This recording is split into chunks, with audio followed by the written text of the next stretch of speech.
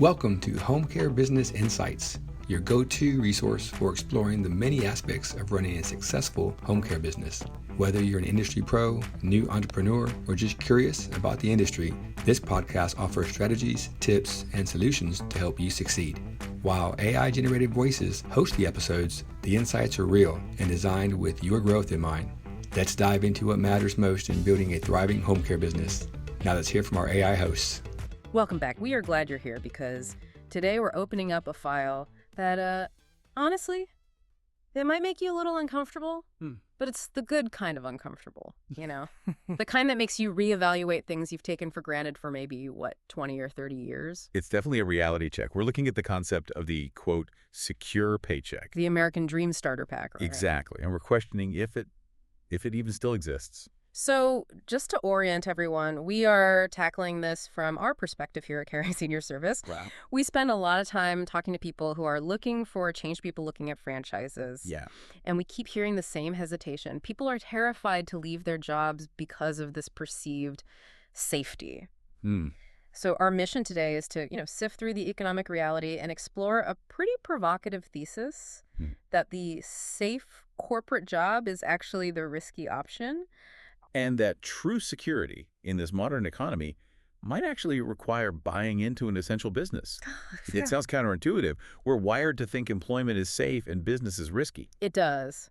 But let's start with the nostalgia, because I think we all have this image ingrained in us. Maybe it's our parents or our grandparents, the gold watch era. The unspoken contract. Right. You give the company 40 hours a week and your undying loyalty.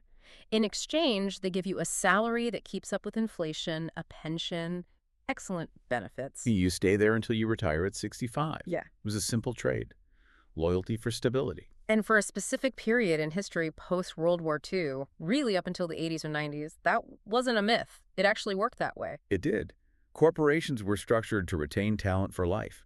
But if you look at the workforce data we have today, that contract has been, it's been unilaterally rewritten. But here's where I want to push back a little, just to play devil's advocate for the listener who is, currently driving to their 9-to-5.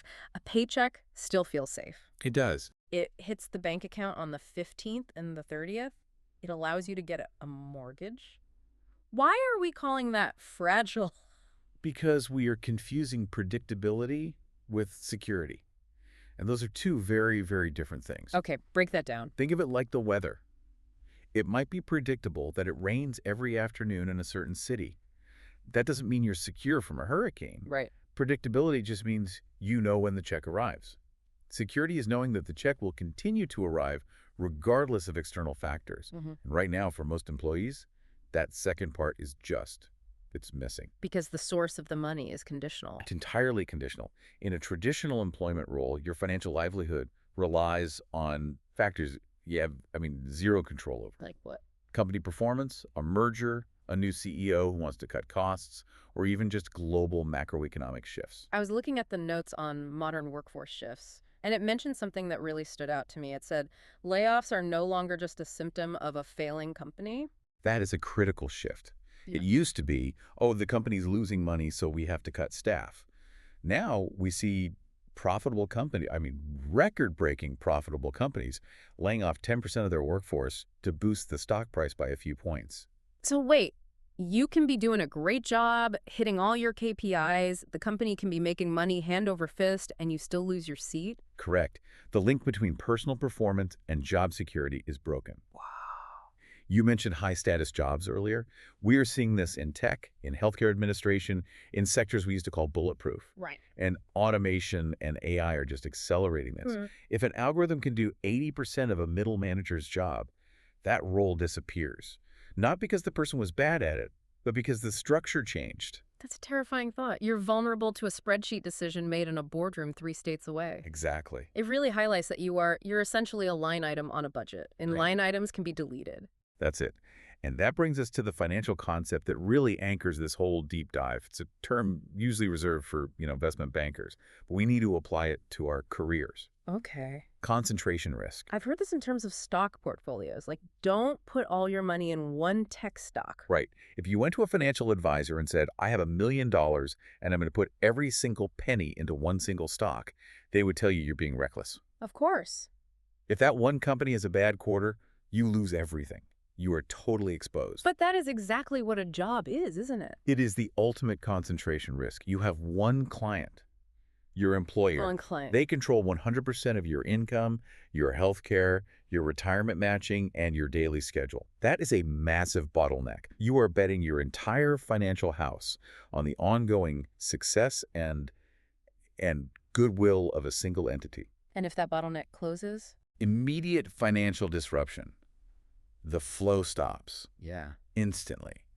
And here is the kicker that most people don't calculate when they think about this risk. Yeah. The transition gap. Define that for us, because I think people assume, well, I'm skilled. I'll just get another job next week. Yeah, that's the hope. But the transition gap is the time between the paycheck stopping and the new one starting. Mm. In a volatile market, especially for senior professionals or specialized roles, that isn't 2 weeks anymore. It's longer. The recruitment cycle is much longer. Yeah. It can be 6 months, it can be 12 months. That is a long time to burn through savings. It is. So the question isn't just, do you have a job? It's, can your savings survive a 12-month drought if that one client fires you? For most people, even high earners, the answer is a hard no. Yeah. The lifestyle creates a burn rate that matches the income. Exactly. Okay, so we've effectively thoroughly terrified everyone listening. The job isn't safe, the basket has all our eggs in it, and the handle is breaking. Wow. So what's the alternative? Because the typical advice is upskill or network, but you're suggesting a fundamental structural change. We need to reframe stability. True stability isn't about receiving income. It's about having influence over it. Influence. And the only way to get that influence is to shift from employment to ownership. Ownership. Now, I can hear the listener's brain shifting gears here.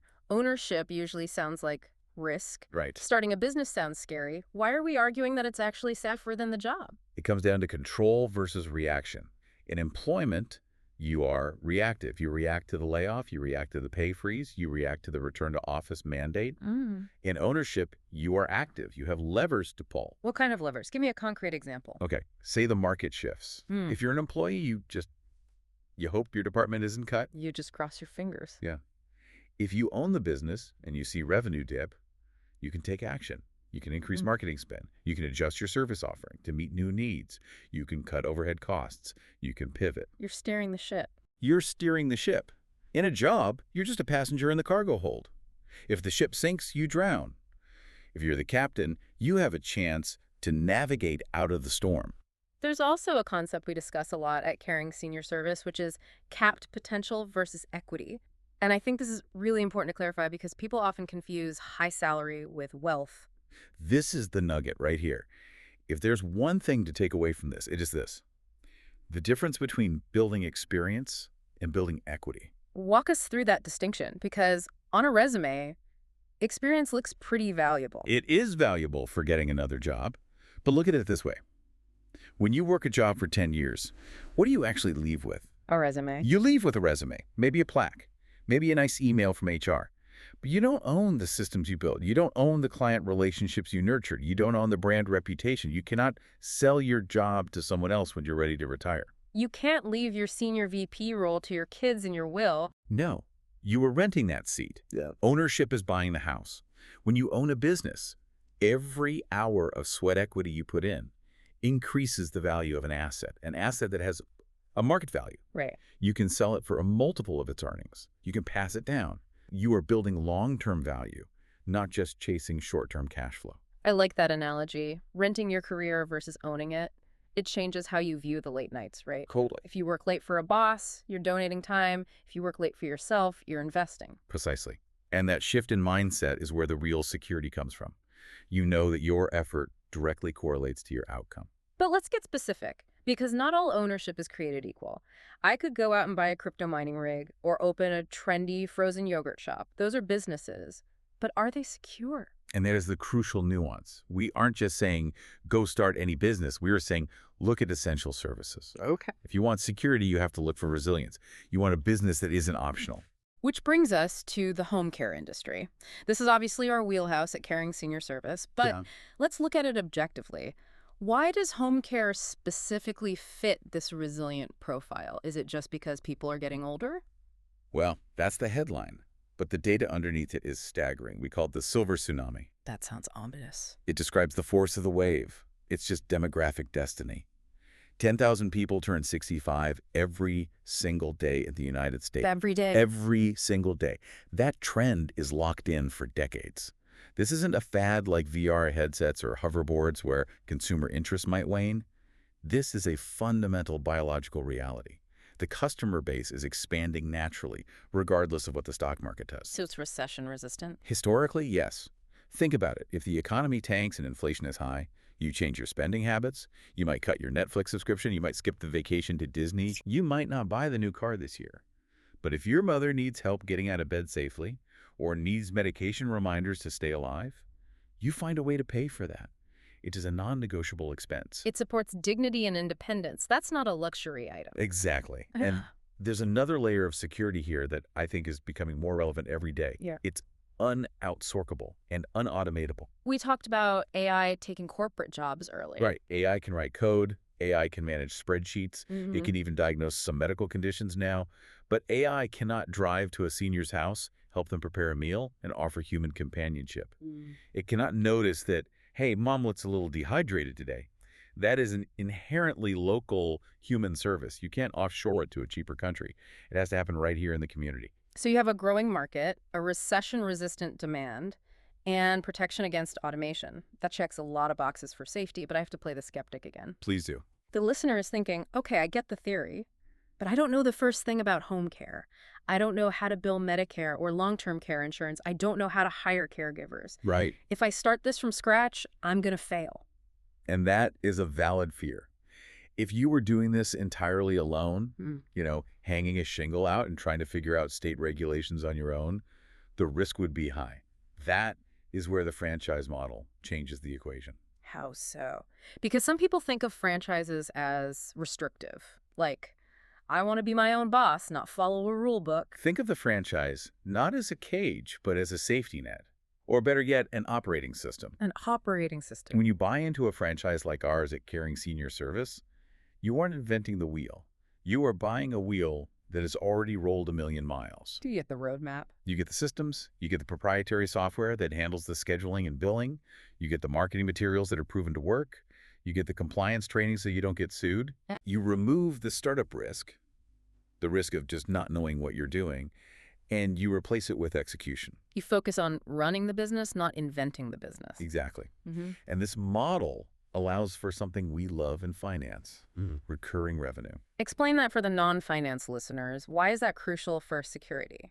In a lot of businesses, you have to hunt for every kill. You sell a house as a realtor, great. You're unemployed again until you sell the next one. Right. You sell a car, same thing. In home care, once you acquire a client, that relationship creates a steady stream. The client might need 20 hours of care a week. That happens this week, next week, and the week after. You are building a stable base of income that repeats every month. That creates predictability, but this time it's predictability you control. Exactly. And unlike the paycheck, if one client leaves, you don't lose 100% of your income. Yeah. You lose maybe 2% or 5%. You have diversified your income sources across multiple families. So let's zoom out and look at the big picture here. We started by saying the secure paycheck is a myth. We're ending by saying that buying a franchise in an essential industry is the new security. That is a massive paradigm shift. It's a complete inversion of how we were raised. We were taught job equals safe, business equals risky. Right. The data now suggests job equals risky because it's out of your control. Yep. Business equals safe if it's the right business because it's in your control. It's about redefining what security actually means in the 2020s. Security is adaptability. Security is diversification, having multiple clients instead of one boss. Security is owning an asset that grows. And developing transferable skills. That's another thing the notes mentioned. When you run a business, you learn leadership, sales, operations. No one can take that away from you. Right. Even if the worst happens, the person who ran a business for 5 years is infinitely more employable than the person who sat in a cubicle doing one narrow task. You become a Swiss Army knife. A Swiss Army knife. I like that. You understand P&L, you understand HR, you understand marketing. That makes you robust. Before we let everyone go, I want to leave them with the questions. These are the ones that are supposed to keep you up at night, but in a productive way. These are the mirror test questions. Question 1, how secure is your income, really? Not how safe does it feel, but if your company merged tomorrow, or if a private equity firm bought them out, would you be safe? And following that, do you have a plan B? If that paycheck stops, do you have a runway or do you crash? Question 2, are you building equity or just earning wages? 10 years from now, will you have an asset to sell or just a box of old business cards? That's the one that gets me. And finally, what would financial control look like for you? If you could remove the cap on your potential, if there was no salary band telling you what you're worth, what would that change for your family?